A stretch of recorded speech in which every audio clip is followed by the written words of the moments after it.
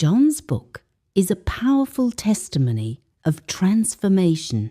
There was a time when his life was heading in a very different direction until everything changed after he encountered the light of the Lord Jesus Christ. That moment marked a radical turning point, one that reshaped his heart, his purpose, and his future. Out of deep gratitude, John decided not to keep this story to himself. He wrote this book and chose to share it across digital platforms and beyond, making it available in 4 languages: English, French, Italian, and Spanish.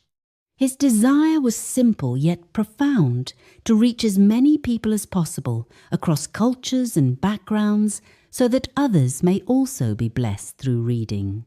This book is not about perfection, it's about grace.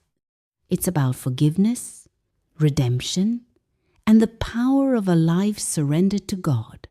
And today, John wants to extend an invitation to you. An invitation to give your life to the Lord Jesus Christ through repentance. If this speaks to your heart, pray with me. Lord Jesus Christ, I recognize that I am a sinner. I ask you to forgive my sins. Wash me with your blood. I believe that you died and rose again for me. I give you my life.